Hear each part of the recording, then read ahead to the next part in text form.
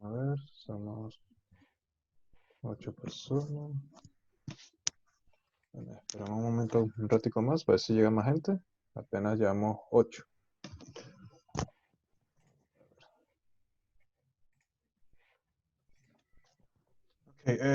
Bueno, igual, para más o menos echarle un recuento de lo que se va a dar hoy.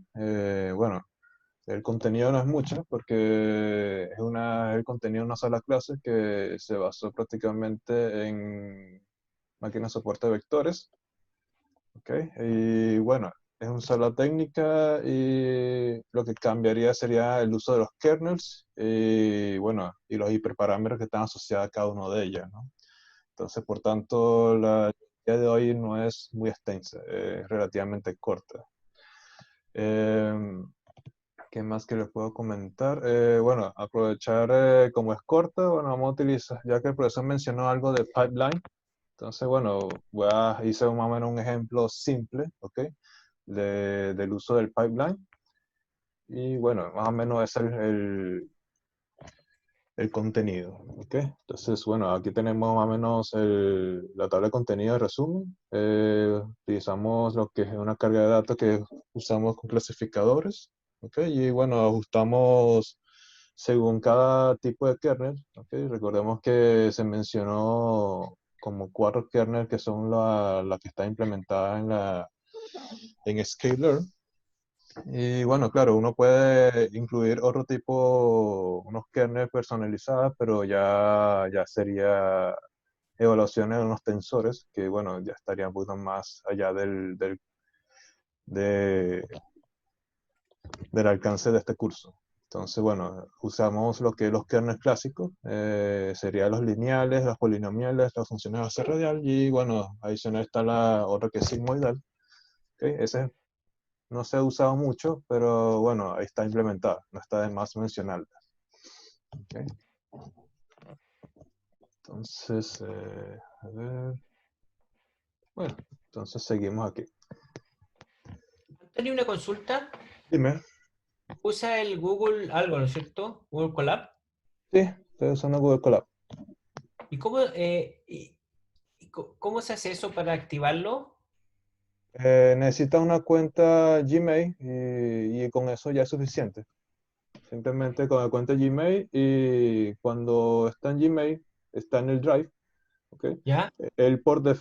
Cuando yo me escribí en Colab, él automáticamente me creó una carpeta que está en el Drive, que es Colab Notebooks. Si en caso no debe aparecer a ustedes, no me acuerdo muy bien. Que me acuerde, no creé esta carpeta por mi cuenta, sino él lo creó directamente cuando uno está asociado con el Colab. Entonces, una que tengas cuenta Google, entonces entra a Google Colab, si que van directamente. Y tiene un enlace directo también. Esa es la forma como el profesor les presentó a ustedes. ¿Ok? Entonces, está en el entorno de Google Colab y uno puede entrar a Google Drive, anexar un nuevo notebook o cargarlo directamente con Upload, aloja esta información y él automáticamente se va a alojar otra vez en el Drive. Entonces, en el Drive va a estar en esta carpeta. Y bueno, lo que uno va cargando, digamos, los nuevos notebooks o los nuevos scripts y los va directamente a Google Colab, lo carga directamente aquí si tiene una carpeta, crea una nueva carpeta o carga una carpeta completa o un archivo. En este caso, en mi caso, como estamos trabajando con el script de la ayudantía, aquí en canalización, simplemente lo cargué directamente con Upload Files, busca el archivo directamente en la carpeta que está ubicada, o si no, abre la carpeta directamente al computadora y lo arrastras. Y de automático lo suelta y se va cargando en el archivo. ¿Ok? Entonces, una vez que tenga eso, se pone el botón derecho sobre el archivo y aquí puede tener las opciones de abrir con cuál compilador, en este caso Google Colab. Al hacer esto, él la va a abrir directamente este panel. No es nada complicado. A ver. Ah, claro. Aquí me dice, te damos la bienvenida. Google Drive, ¿no es cierto? Te va a Google Drive. Google Drive, no estoy seguro si ya tienes creada la carpeta de Google Colab ahí. A ver, déjame ver. Cancelar. Si no lo tiene, entonces podría ir para Google Colab directo. No, no me la ha creado todavía. Entonces, el mismo Google entra a Google Colab para que lo haga, él gestione directamente. Entonces, en Google Colab le das a la página, él te crea directamente el acceso al entorno directamente. A ver, Y si está registrado, él abre directamente con tu cuenta. Google Colab. Sí. Colab. Y ahí dice Google Colab, lo Y, pincho. ajá, te aparece más o menos este entorno. Me aparece eso, ejemplos, Ejemplo, todas estas que están aquí las pestañas. reciente, Google Drive. Sí, ahí me Ah, aparece está Google. Google Drive y está la carga. Sí, sí, aparece Google Drive. Bueno, no aparece todo esto porque estos son mis archivos. Okay. De esta aparece una carpeta en vacío, me imagino. Y en este caso aquí, vayas a Upload y pones Browser y buscar el archivo que necesitas cargar. Ah, subir. ¿Sí? Seleccionar archivo. Ahí no te lo busca el Drive. Una vez que pones cuando hagas la carga, él se va a guardar en el Drive directamente. Él se va a Ya, alojar en el Drive. Ujú. yo- Una vez está cargada, me imagino que él va a desplegar de una vez el ambiente de Colab con el script cargado. En este caso sería, bueno, en mi caso sería la kernelización, que sería el contenido de la ayudantía de hoy, pero si no, vamos a hacer la prueba aquí para que lo vean. y ahí está. Kernelización. Ya llegué. ¿Sí? ¿Logró conseguirlo?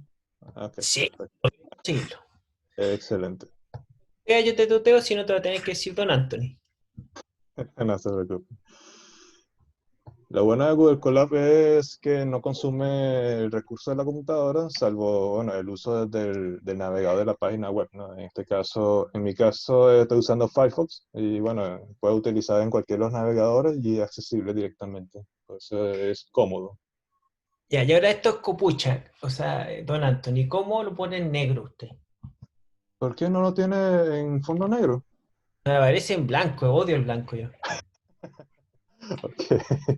Eh, Eh, recuerdo muy bien cuando yo hice el cambio. A ver, vamos a ver si está aquí. No, aquí no es. editor, acá. ¿Cómo sigue? Enlace, columna, activar automáticamente. Ay, mostrar el número. Ah, aquí está. En herramientas, si no me equivoco, ok, si está, está en español, en settings, y aparece el sitio. Y aquí seleccionamos el tipo Perfecto. del el tema. Ok, en este caso, si me imagino que lo tienes por defecto el blanco. Horrible. Es horrible, sí, es horrible porque me Ok, hace dañitos. sí. Entonces, con el ambiente oscuro es un poco más agradable a la vista. Mm, Ok. Entonces, ¿estamos bien por ahora? muy bien. Ok. Entonces, bueno, empezamos de una vez, ya que no creo que venga alguien más. Ya somos 10 personas. Con eso, bueno, igual el video va a estar cargado después para las personas que no pueden asistir a esta hora. Ok, como les comenté, vamos a utilizar lo que es máquina de soporte vector. Por tanto, vamos a invocar el comando directamente en Scalar, en la sección de SVM, y cargamos el comando SVC, que sería el máquina de soporte vectores para clasificación. Y bueno, del resto estamos cargo Panda porque necesito cargar el archivo de datos. ¿Ok? Utilizo bueno, Matplotlib en este caso no es necesario porque no construí ni una gráfica debido a la dimensionalidad de los datos. Si fuesen de 2D es más comprensible, se puede hacer las gráficas. O sea, y cuando hacemos PLC, eh, proyecciones sobre otros planos, podemos utilizar esta gráfica. Pero en este caso lo dejé por ser el mismo cabecera de otras ayudantías. Entonces lo dejé por si acaso. vamos a utilizar NumPy porque la estrategia que puedo utilizar para estimar los parámetros es de tipo random search. Ya la mostré previamente varias veces con Grid Search, pero bueno, no está de más recordar cómo es el random search. El time, bueno, está de más. Y bueno, por ser random search, yo voy a utilizar la uniforme porque no conozco la distribución de del espacio de parámetros de cada uno de ellos, entonces asumo que tenga los mismos pesos para cada punto. Entonces, hacer la evaluación de cada uno de ellos. Y bueno, esto, como dije, está de más. La forma como va a plantear las gráficas, debido a que tenemos un fondo negro por el tema de escritorio, entonces puse que use un estilo clásico para que las gráficas, si se van a hacer, va a ser fondo blanco. Y bueno, lo que vamos a cubrir ahora, prácticamente en el fondo, ¿ok? De última parte de este contenido, usar un pipeline. Entonces, bueno, el comando que se ha usado para hacer pipeline está el make pipeline o el pipeline. La diferencia entre ellas dos es simplemente cómo va a insertar eh, los métodos para que tenga el seguimiento. Entonces, el make pipeline es más fácil porque no es necesario pasar una etiqueta de qué representa cada uno de ellos. Él directamente copia el mismo nombre como está el nombre del comando y lo etiqueta como una especie de diccionario. ¿Okay? Y bueno, cambiamos un poquito más la parte de escalador. En vez de utilizar la medida de esa estándar, vamos a utilizar el mínimo y el máximo, de manera que todos los datos que estamos trabajando se escale entre 0 y 1. ¿Okay? Y bueno, utilizamos el train test split simplemente para hacer la partición de los datos, que sea un dato de entrenamiento y otro para pruebas. Bien. Y bueno, para ver algunas métricas, utilizamos Classification Report y bueno, para ver cómo se logra clasificar las predicciones, ¿ok? En función de los datos reales, entonces utilizamos la matriz de confusión y bueno, para tener mejor representación, en vez que me represente una matriz de forma NumPy, ahora que me haga una gráfica de bien bonito, simplemente por estética. Y bueno, para cuestiones como estamos hablando de clasificación, entonces para hacer la búsqueda de random search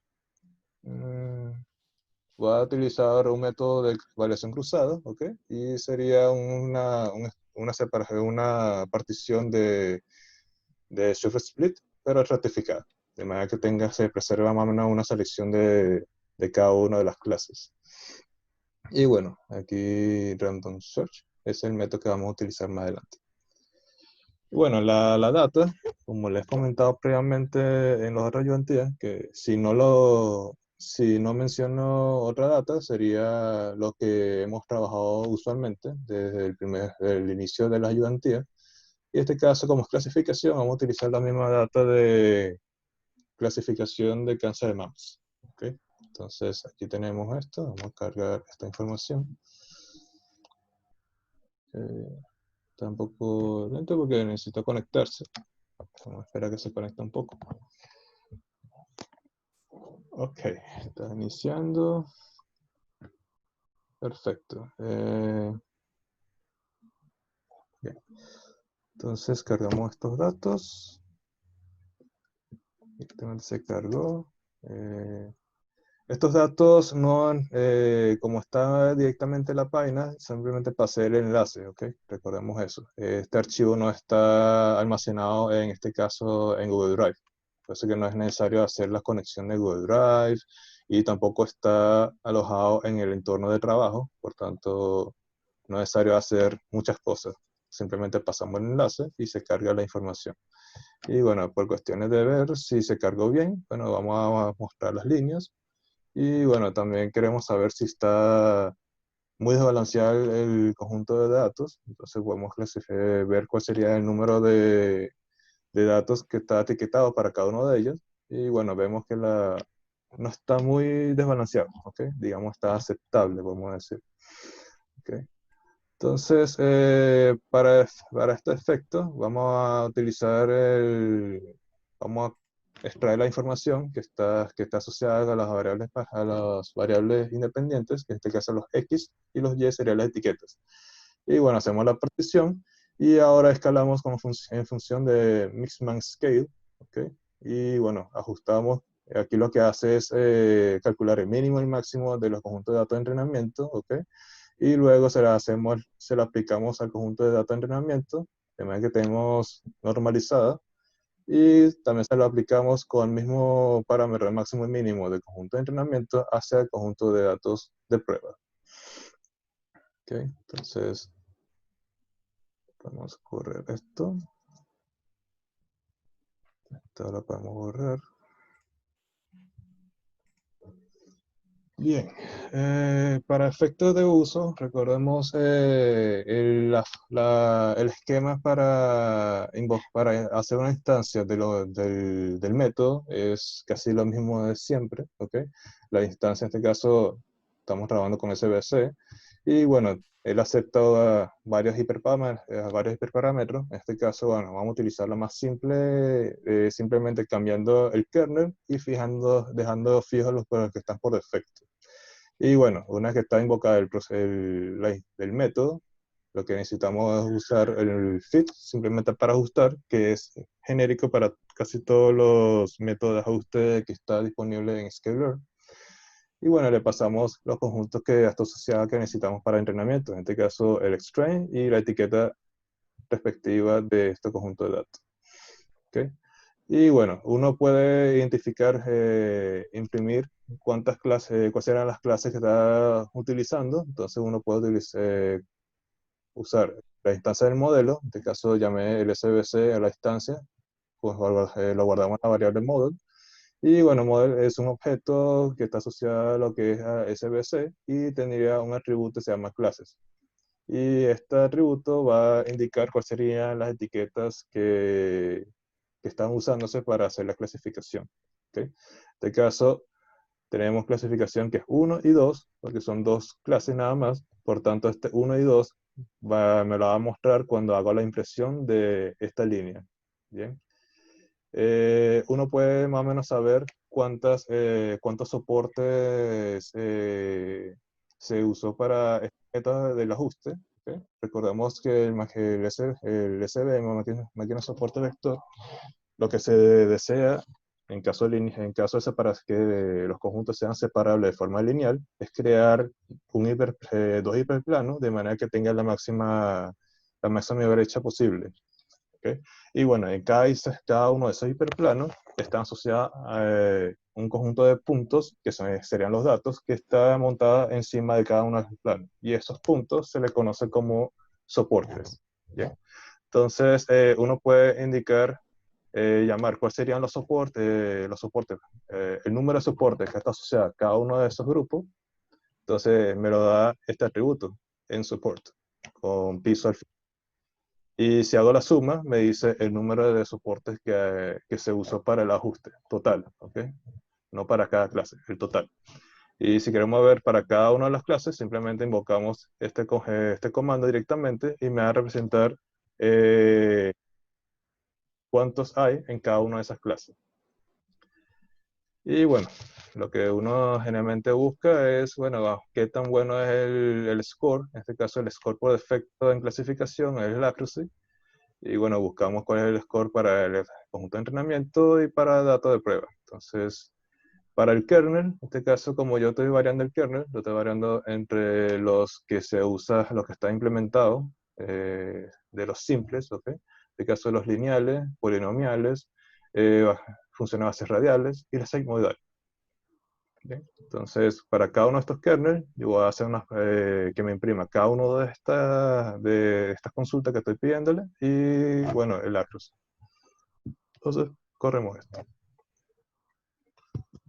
Entonces, aquí vemos, para lineal, resulta, bueno, como les comenté, quiero que me imprima cuál sería la etiqueta de cada una de las clases. Entonces, esta sería la clase etiqueta 1 y etiqueta 2. Número de soporte total fueron 76.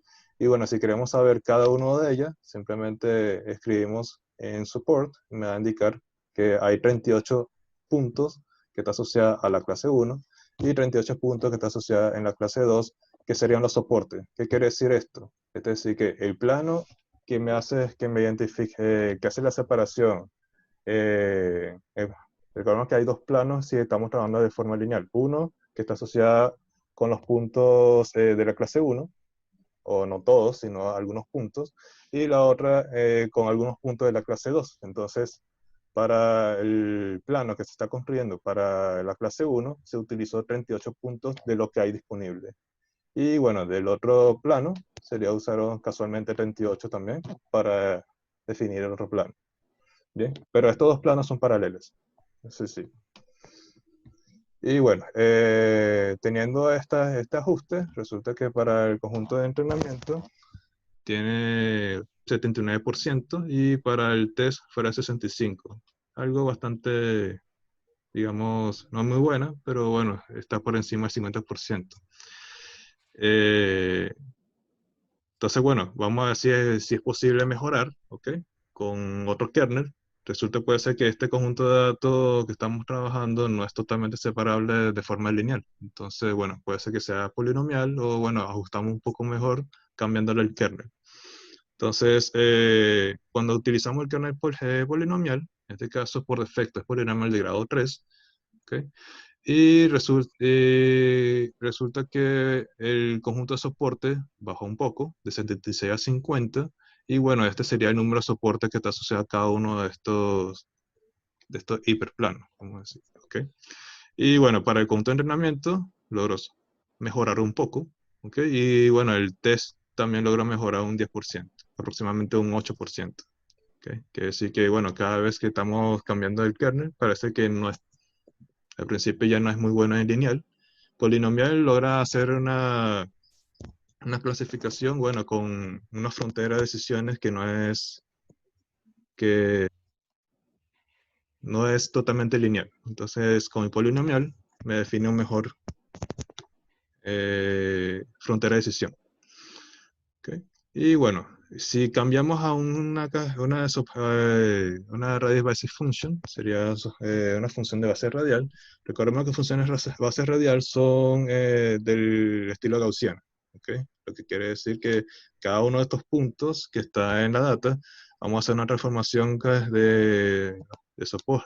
usando una función base radial, de manera que uno puede, digamos, tener una proyección a un espacio superior, de manera que los puntos que están trabajando ahí logre separarse lo mejor posible en esas dos clases. Entonces, usando funciones de base radial, eh, eh, se utilizó 71 puntos de soporte, ¿ok? Para la clase 1 fueron 34, un poco más lo que es polinomial, y bueno, la otra fueron 27. En ambos casos, digamos, en ambas clases, fueron menor con respecto al lineal. ¿Ok? Entonces, aún así, siendo menor con respecto al lineal, logró mejorar en función de lo que es el lineal, en el accuracy del train y en el test también. Pero con respecto a polinomial, en el ajuste con el accuracy, con el conjunto de entrenamiento, se mantuvo igual, pero sí tuvo mejor generalización con respecto al conjunto de pruebas. Bien. Y bueno, con el sigmoidal es un poco más pobre. Resulta, como ustedes pueden ver, tanto el accuracy como el accuracy, tanto para el conjunto de entrenamiento como el de prueba, fue bastante bajo en comparación de los anteriores. Bien, por tanto, bueno, son pocas veces que no se ha escuchado mucho usar el kernel de sigmoidal, y bueno, el rendimiento de clasificación para estos casos no es tan bueno. ¿Okay?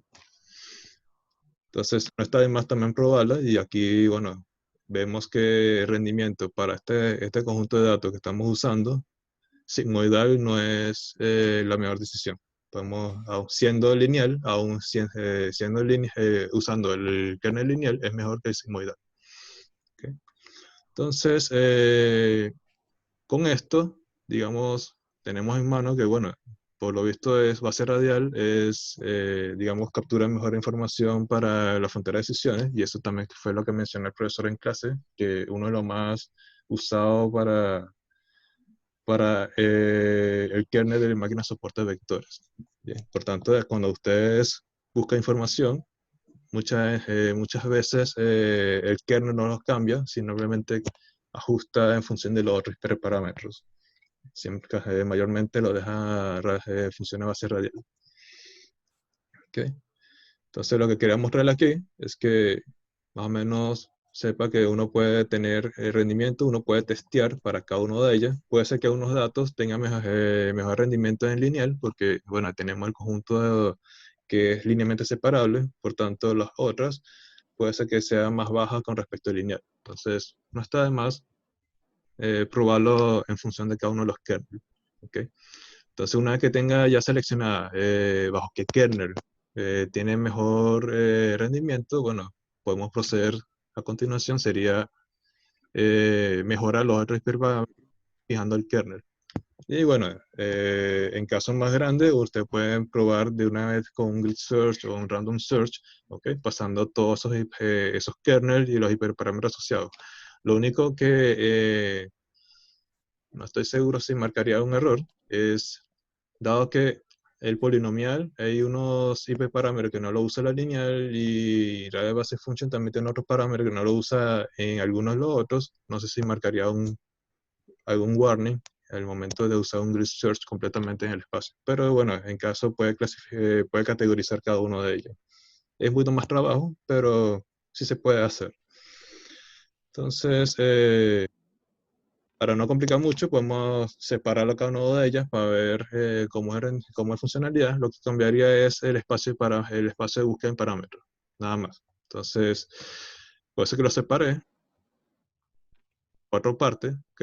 Cada uno del ajuste independiente de si tenemos el kernel lineal, si tenemos el kernel polinomial, cuáles serían los parámetros que se ajustarían, y bueno, cada uno de estos kernels.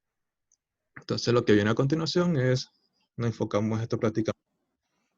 Entonces, como les mencioné pues, al inicio, es que voy a utilizar Random Search para recordar el uso, simplemente, ¿ok? Entonces, primero, el Random Search necesita unas entradas, ¿ok? Entonces, la entrada sería el estimador, que ya sabemos cuál es, que en este caso es el máquina de soporte vector, el SVC. Y bueno, necesita si queremos utilizar un método de variación cruzada, lo pasamos como una instancia. En este caso, bueno, para lo que utilicé sería la forma estratificada, ¿ok? Con 10 dobles y bueno, el porcentaje de prueba o el porcentaje de validación, vamos a decir en este caso, sería 0,25 o 25%. Pasamos al espacio de parámetros de búsqueda. En este caso, bueno, nada más voy a buscar el kernel. Y bueno, ahí sí tengo que pasar como una lista, ¿ok? Porque cada uno de estos conjuntos que está pasando como información, si es una constante, no vale la pena pasarla. Pero en este caso lo fijé como kernel, de manera que simplemente utiliza la misma estructura, cambia nada más este nombre y bueno, funciona directamente. Entonces, para este caso, cada uno de los parámetros que necesitamos pasar es una lista. ¿Okay? Salvo que C, en este caso es un parámetro numérico, como estamos trabajando con Random Search, este parámetro debe ser una distribución. Entonces, fijamos la distribución desde qué punto hasta qué punto. Entonces, vamos a utilizar de un valor muy chiquita, no cero, ¿ok? Entonces, por tanto, escribir de esta forma. Este me representa es 0.003 veces 0 y ponemos un 1. Entonces, un valor muy chica para no hacer 0. ¿Esto por qué? Porque cuando trabajamos en Random Search o cualquier método que vamos a utilizar de ajuste, la función penalización, el valor, el constante C, me está indicando que debe ser un número no negativo. Perdón, un número positivo. ¿Ok? Un número positivo no incluye el 0. Entonces, para evitar esos errores, el error que puede generar del ajuste, Entonces usamos un número sumamente chiquito, ¿ok? Pero que no representa el cero. Estos en distribuciones son pocas veces que escoge los extremos, pero bueno, para descartar esos casos y asegurar que de verdad no tome el cero, tomamos un número bastante chico. ¿Ok? Entonces, este sería el espacio de búsqueda de los parámetros. Bien. Y bueno, construyamos lo que es el random search con variación cruzada, pasamos al estimador, pasamos el espacio de parámetros en distribución. ¿Ok? ¿Cuántas iteraciones? Aquí la iteración me indica es cuántos valores necesito para verificar o para ajuste del modelo, ¿ok? Tomada de esta distribución. Entonces, en este caso, va a tener 10 valores generados de esta distribución. Y bueno, uno puede utilizar más o menos cuál sería el score que quiero medir. Bueno, usamos el ROC, ¿ok? Pasamos la instancia de variación cruzada, y esto, bueno, ya ustedes los conocen, y lo ajustamos directamente. ¿Ok? Al ajustar directamente, yo puedo imprimir cuáles serían los mejores valores obtenidos de IP parámetro de este ajuste. ¿Ok? Entonces, corremos aquí. Ok. Resulta que para esta corrida, bajo las 100 muestras que se usó del uniforme de este conjunto de forma aleatoria, ¿ok? Se escoge que para C es igual a 51 con estos decimales, es el mejor ajuste que se ha obtenido bajo esta métrica del ROC, ¿ok?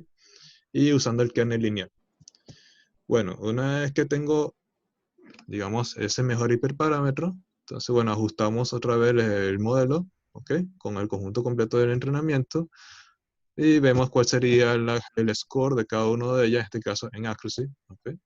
Y bueno, también queremos saber cuál sería la predicción. Esta predicción me ayudaría a evaluar el Classification Report, que me dé las otras métricas, como el S1 y Precision Recall.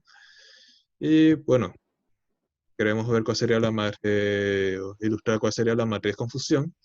Pero esta matriz confusión es un poquito distinta. Yo necesito pasar el modelo que está ajustado. Entonces, en este caso, un modelo ajustado con los mejores IP parámetros. Tenemos que pasar el conjunto de datos de prueba, ¿ok? En este caso, lo que es los X de prueba. Y tenemos que pasar también un parámetro que sería los etiquetas verdaderas.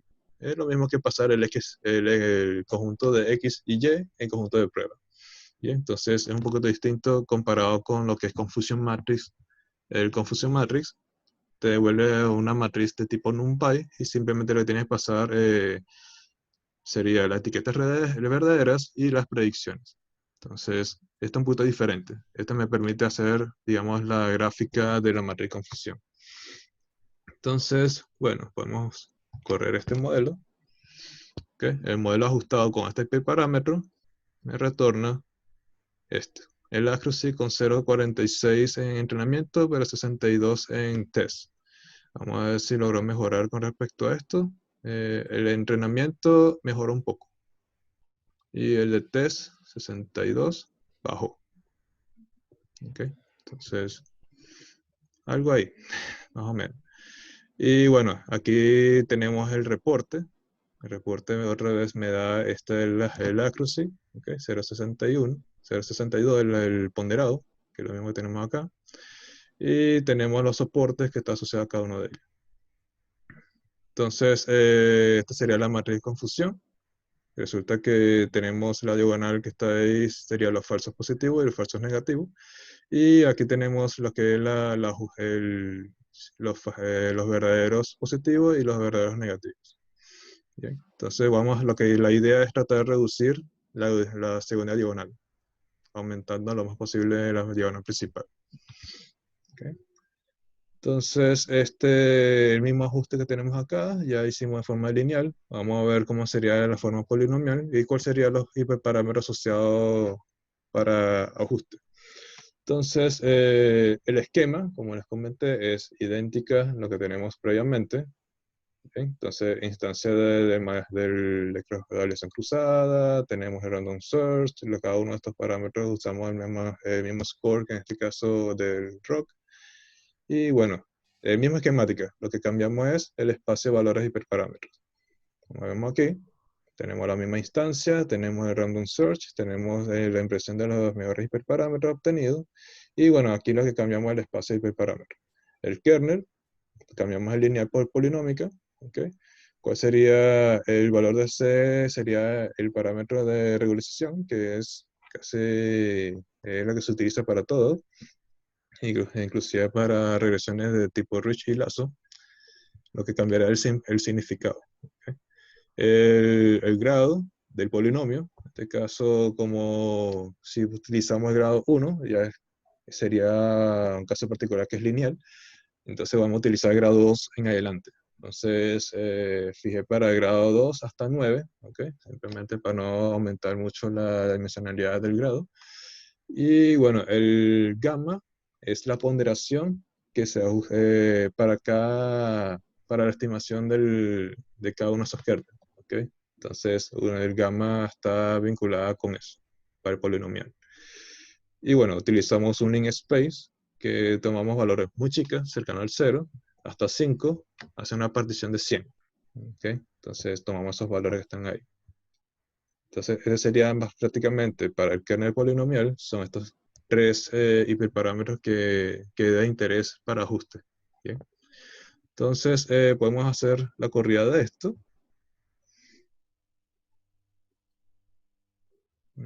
Ok, no se tarda tanto. Entonces, por lo visto, el mejor hiperparámetro se obtuvo con C bastante, bueno, no es muy chica, fuera 0,79 y algo, polinomial de grado 2, con gamma de 4 y algo, con el kernel polinomial. Entonces, vamos a utilizar estos hiperparámetros, mejores hiperparámetros obtenidos con el random search, ¿ok? Ajustamos el modelo.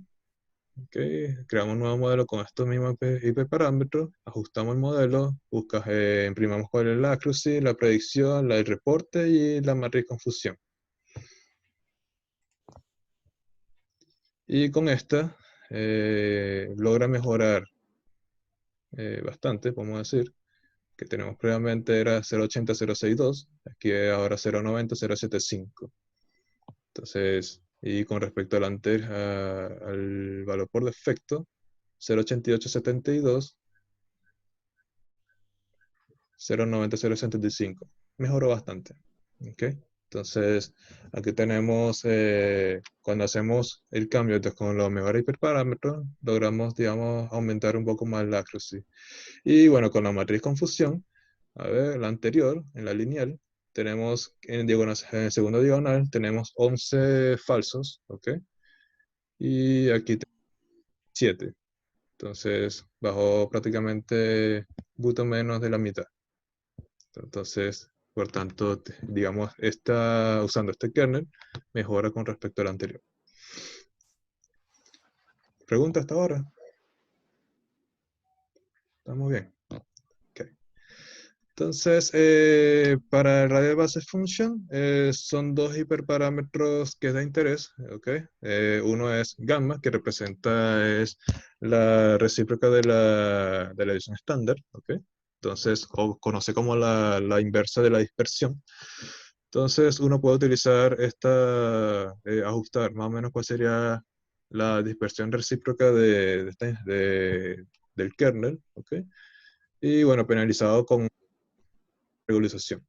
Entonces, serían estos los mismos parámetros que fijé. Entonces, una dispersión más o menos, digamos, con división bastante chica hasta uno más grande, ¿ok? Entonces, no hay más que decir, ¿ok? Entonces, la misma estructura que hemos utilizado y bueno, imprimimos cuál serían los mejores parámetros ajustados. Y con esto me indica por este random search que C es 4159, creo que es muy parecido al anterior. Ah, no, este es 51. Ok. Entonces, 4159 con una gama de 0,50, ¿ok? Y bueno, el kernel era de base en function. Vamos a ver cómo es el reporte de esto. Dice 0,93 y el otro 79. Mejoró, ¿ok? Con respecto a polinomial. Polinomial era previamente 0,90, 0,75. Y ahora con RBF me dice 0,93 y 0,79. Bien, entonces, por lo visto, pues, usando función de base radial, me genera una frontera de decisión más, digamos, un poquito más compleja. ¿Ok? Y con eso yo puedo clasificar un poquito mejor. Y resulta que cuando verificamos la matriz confusión, que aquí previamente era 7, aquí logró reducir a 6, bajó 1. ¿Sí? De hecho, que tenemos 2 se mantuvo, lo que bajó los falsos positivos. Bien, entonces, claro, esto depende de la importancia del problema, cuál sería mejor, qué es de mayor interés, cuál sería el que tiene mayor interés de bajar, en este caso, cuál de los falsos que queremos reducir, si es falso negativo o falso positivo, todo dependerá de la métrica que necesita utilizar. ¿Ok? Entonces, en ese caso, si quiere bajar lo que es el recall o precision, entonces tendríamos que cambiar más o menos cuál sería el score para la búsqueda de grilla. O sea, si usamos grid search. Si utilizamos randomized search, entonces es lo mismo, lo que cambiaría es la distribución de los puntos de búsqueda. Bien. Y bueno, por último, vamos a ver cómo si logramos mejorar el rendimiento del sigmoidal. ¿Okay? Y sigmoidal es la misma, digamos, los hiperparámetros que queremos ajustar son parecidos a lo que es radial basing function. ¿Okay? Son estos dos, ¿okay? De C y gamma. Y esto lo mismo C y gamma. Bien. Entonces, probemos con esta. Vamos a ver qué tanto puede mejorar. Okay, estos serían los mejores hiperparámetros que se pudo obtener mediante este muestreo aleatorio de este uniforme. Y bueno, este sería la proporción. 73-65. En caso 73-75, bueno, sí, logramos mejorar bastante con respecto al modelo base. Okay. Seríamos 63-75. Pero bueno, no logra mejorar con respecto a función a base radial. Bueno, 2376. Aún así, sí, nos quedamos con función a base radial, por defecto. Okay. Pregunta por ahora. ¿No? Okay. Bueno, prácticamente esto es lo que se dio en clase anterior. No es nada complicado, ya ustedes saben cómo utilizar los comandos, cómo instanciarla y cómo ajustarla. Lo que cambiaría es más o menos la estrategia el enfoque de buscar los hiperparámetros. Si usaban grid search, si utilizaron random search, eso, y qué tipo de distribución ajustarle a cada uno de esos parámetros si estás haciendo el enfoque de random search. ¿Bien? Entonces, lo otro que quería mostrarles es algo simple, ¿okay? Es usar un pipeline. El pipeline lo que ayudaría es, bueno, el pipeline que está definida en sklearn es una estructura de forma, eh, digamos, lo típico usarlo es de forma lineal, es decir, que primero entre la data que quiere hacer primero, ¿ok? Preprocesamiento, normalización, no filtrado, ¿ok? Luego pasar al modelo de ajuste. Entonces, ese era, digamos, el enfoque simple que se ha usado. A pesar que hay unas variaciones que puede construirse usando el pipeline de modelos de forma, digamos, semiparalela. ¿Ok? Primero es decir, yo tengo dos conjuntos de datos, lo alimento mediante dos filtrados y luego con eso lo puedo concatenar y alimentar a un modelo. Eso hay algunos ejemplos que están implementados, pero bueno, no vayamos a casos muy extremos, ¿ok? Si no es necesario. Pero bueno, para uso simple, podemos utilizar Simple Pipeline que primero lo que queremos es, bueno, ya que siempre generalmente queremos ajustar un modelo y necesitamos hacer un escalado, ¿ok? Un escalado de bien sea usando máximo y mínimo o usando media de versión estándar, puedo utilizar o cualquier otro método de escalamiento que está implementado, en este caso es Scalar, yo puedo utilizar como, digamos, el primer etapa para procesamiento de los datos, ¿ok? Vamos a decir. Entonces, aquí sería para invocados, para hacer el pipeline, necesitamos utilizar el comando make pipeline, y bueno, colocamos de forma listada, ¿ok? O secuencial de las cosas que queremos hacer, terminando, ¿ok? Con el método. Entonces, quiere decir que yo puedo hacer un escalado, luego en el medio preprocesarla, además que, bueno, no sé si sumas, calcular el promedio y hacer otras cosas más con respecto a los datos, y luego con eso alimentar al modelo. Entonces, uno puede, digamos, construirlo de forma secuencial hasta alimentar, por último, al modelo de ajuste.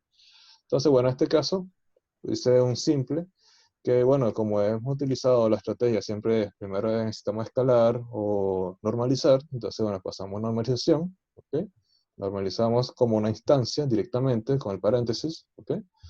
Y si hay un ajuste por defecto que queremos agregarle al método, se lo colocamos directamente, ¿ok?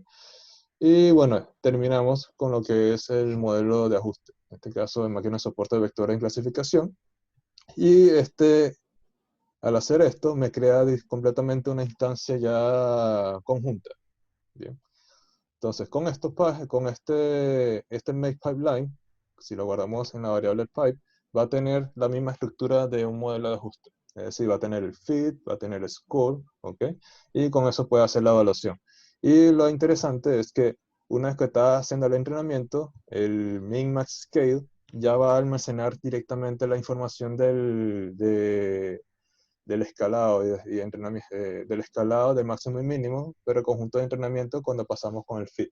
Ya cuando llegamos a hacer el score, él va a hacer la transformación directamente con la información de dato de entrenamiento. Entonces no hay que hacer tantas cosas de lo que hicimos en preprocesamiento de datos. En este caso hicimos la partición, luego hacer el escalado, transformación del dato de entrenamiento, después el escalado de datos de prueba, para luego alimentar el modelo. En este caso, simplemente con una sola línea, yo estoy haciendo los dos procesos sin necesidad de hacerlo por separado, ¿okay? Y bueno, una que tenemos ese instanciamiento, corremos como si fuese un modelo de scaler que queremos ajustar, sin ningún problema. Entonces aquí es el pipe, si queremos ver, que representa el pipe. Entonces, Anthony, dime. esto es básicamente para que esté el mismo esquema de trabajo de R, ¿no es cierto? Del pipe de R. Correcto, Ya. el mismo. Sí, yo ¿Qué, no... ¿Ya? Dime. porque esto no es de Python, es de Scikit-learn, ¿no es cierto? Sí, este es Scikit-learn. Por eso que yo lo invoqué al inicio de los datos. Aquí tenemos el pipeline. Viene directamente de Scikit-learn de la sección de pipeline. Por eso que la forma como él está estructurada, el último objeto que vaya a cargar en el pipeline, tiene que ser el objeto de ajuste. En cambio, la diferencia del R, el R yo puedo pasar, digamos, un ajuste, y el resultado del ajuste yo puedo pasarlo a un data frame, y data frame hacer procesamiento y darme una gráfica. Entonces, proceso Claro. más completo. ¿Ok? Entonces, aquí un poquito más limitado, es limitado en el sentido de que nada más yo voy a crear un modelo de ajuste, ¿ok? El modelo de ajuste que me represente el modelo de sea regresión, logística, lo que sea, ¿ok? Pero es una configuración que termina siendo un modelo de ajuste simple, ¿ok? No compuesto. Esa es la diferencia. Ya, claro, este es para ahorrarse el trabajo de la normalización y todo eso. Sí, exacto. El pipeline de R podía hacer cualquier cosa, pues, o sea, Es más tenso, sí. sí, ya. Yo creo que Debe haber ya un pipeline más general que está en Python, pero no lo conozco todavía. Tendría que buscar. ¿Ok? Puede ser Mm. que exista algo equivalente a lo que está en R. No creo que no lo haya. Tanta gente que está construyendo código, yo creo que debe existir algo similar. Ok. Como les comenté aquí, el pipe está el step, ve cómo guardan de una vez la información. Aquí tenemos el nombre que está almacenada el objeto. Bueno, este sería mi MyScale y bueno, de una vez es la instancia del modelo. Prácticamente aquí tenemos una terna de cada uno de los pasos a seguir, por eso que dicen steps. Primero el paso es, pasamos el escalado, luego del escalado alimentamos directamente al modelo SVC o el modelo que queremos jugar en ese momento. Entonces, estos serían los valores por defecto que están, por lo tanto yo no hice ningún cambio. Y bueno, uno puede ajustar directamente con el pipe. Entonces, pipe, pasamos con el fit, ajustamos el modelo, no hubo problema, ok. Ajustamos ya. Y bueno, aquí podemos ver cuál sería el score de cada uno de ellas y el test. Y bueno, las predicciones y matriz confusión. Bien. Entonces aquí tenemos los mismos valores que nos dio al principio. Vemos como este modelo es, por defecto, lo construí con función de base radial, ¿ok? Sin pasar a otra cosa más. Entonces vamos a ver cómo el resultado que dio aquí, 88, 51, 75, 86, debería coincidir con lo que nos dio en este caso. 88, 88, 51, 75, 86. Coincide con los mismos ajustes. Por tanto, este proceso pipeline hizo lo mismo que primero normalizarlo, luego ajustar el modelo y bueno, con eso ya puedo hacer las predicciones, los pronósticos que queremos hacer. ¿Bien? Entonces, digamos, te resume en algunos pasos. Bien, entonces, esto es lo que quería mostrarle hoy a ustedes. ¿Alguna pregunta que tengan? Sí, ¿cómo sacaste el resumen del pipe? Oye, lo coloco pipe acá y me sale Bueno, lo... Sí, este sí, sí. resumen, Sí, simplemente imprimir el variable. va, aquí no me... Pipe, le colocas pipe, ¿no es cierto? Sí, pipe nada más, porque aquí previamente ya hice la instancia, ¿ok? Del make pipeline con estos parámetros. Entonces simplemente pongo pipe y ya me imprime lo que está contenido. A ¿Aparece? mí no me aparece pipeline steps nomás, Ah, pero no me sale el detalle del SBC, por ejemplo. no le aparece. Qué raro. Debe ser una configuración distinta pero Estoy... configuración, de mostrar las cosas por detallado. Ok. Claro. Pero sí le hace el ajuste y hace la matriz de confusión sin ningún problema. Ah, ok. Perfecto. Entonces, lo que podrías hacer es, vamos a ver, si aquí el pipe step, aquí está. Si imprime step, Pipe.steps, a ver. sí, steps. Pipe.steps. Ujú.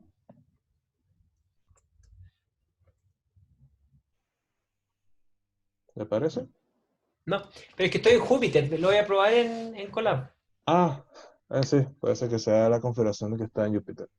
Pero bueno, por lo menos garantizamos que sí está trabajando con la instancia y está haciendo las predicciones como debe ser. Dando las predicciones. O sea, da igual que la otra. No me da lo mismo que a ti, o Eh, tampoco antes, pero me ¿Cómo? da lo mismo. No me da eso mismo. O Ajá, sea, con el. No me da los mismos números que la arriba, anterior. Ah, ya, es pero diferente. Mm. que tu corrida no me dio lo mismo a mí. Pero entre mis corridas sí me dio lo mismo. Ah, ya, ya. Debe ser Ya, el generador, la semilla aleatoria.